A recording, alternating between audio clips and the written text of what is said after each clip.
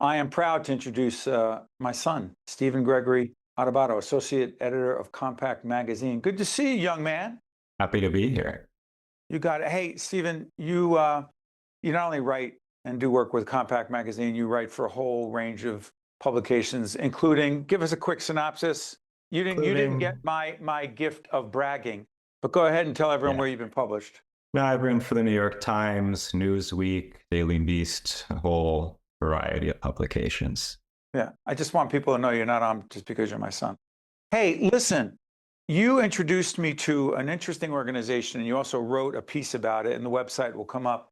The Italian Apostolate of the Newark Archdiocese. What the heck is it, and why is it so significant? We've been doing a lot on Italian American culture and history, and this is part of it, particularly tied to the church. Go ahead, son. Yeah, so the Italian apostolate is basically meant to serve the Italian Americans and Italians in the Newark Archdiocese. But most importantly, as I wrote in the article, they're trying to keep alive the traditions that our ancestors started over 100 years ago. Because if the younger generation doesn't, they're going to die out. A part of our culture, and by the way, Stephen is part Greek. Yes. His mom, my ex-wife, comes from a Greek Turkish background, and Stephen also has an Italian American connection. He relates to all of his ethnic heritage. But that being said, son, do you remember I did this documentary on Newark's Little Italy and having to do with the Feast of Saint Gerard?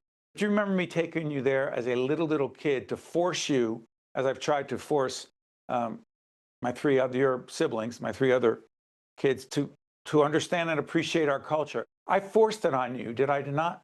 You did. I mean, I went along willingly most of the time, but I remember from the documentary, I think I make an appearance in the one of the last scenes. So yeah, I remember very well. Why does that matter that as parents, grandparents, and others, that we attempt to pass on the culture, the tradition?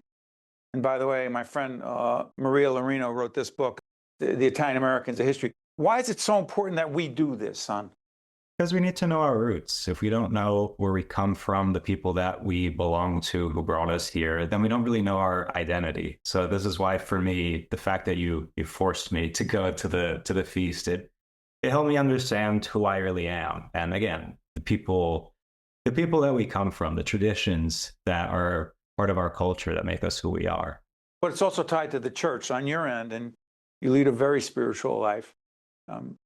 Connected to the church. No, and for our culture, it's all interconnected. The feasts, the procession, the masses, the music, the food, it's all one experience that embodies these various elements. But no, the faith penetrates every aspect of the feast, of course.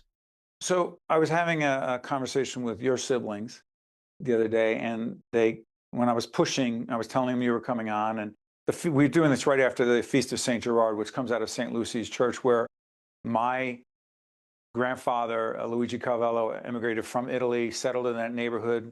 My grandmother came. That's where my mother was born. My father was born. They met, et cetera, et cetera. That's part of our culture. But I was trying to talk to your siblings about this, and they're not alone. They're like, Dad, but that's not really us. That's back then. And they just see themselves less as Italian American, less having Italian roots, and we're just regular white people like other white people. And I know it sounds very crass, but I said, no, it's more complicated than that. Do you think it's an age thing? Part of it is age, part of it's generational. I mean, it's natural that when an immigrant community comes to the U.S. or to any country, that they'll eventually start assimilating. They'll start becoming part of the larger culture. But this is why I think, something like the Italian apostolate is so important, because it's really making an effort to retain those roots. As much as, again, it's natural that we assimilate, traditions change, the culture changes. We can't lose it completely. We can't forget who we come from and who we are ultimately. So But we language need that. matters too. Sorry, Stephen, for interrupting you, but Yeah. language matters too. When we went to the Mass at the Basilica, Sacred Heart Basilica, you asked me to go to that Mass, went to the Mass, and the Archbishop served. He presided over the Mass, and he spoke in Italian, does He not did. have an Italian background. Why is it so important that the language be preserved, son? By the way, I should Because keep calling you son because that's going to sound we're weird on the used air. to Go it. ahead. No, but the language is a very tangible way to connect with the culture because there are nuances in language. There are things you can communicate in another language that are lost in translation. So this is why, for me, I mean, I made an effort to try to learn Italian. I haven't perfected it yet, but I want to know the language that our ancestors spoke. Switch gears. How incredibly challenging is it to have a meaningful, productive, paying career in media today? It's not easy. Not easy, needless to say, because publications are shutting down. They're being taken over by larger conglomerates, so it's hard to find full-time work. But I think if you have that gift, you have that calling, you have to find a way to make it work because we need writers who are going to communicate important things to society. Absolutely. Talk about your passion for writing. No, I mean, it's very much connected to my passion for teaching because, I mean, the way that you raised us, you taught us to really value communication, communicating things that are important, that are true, things about, justice, issues in our society.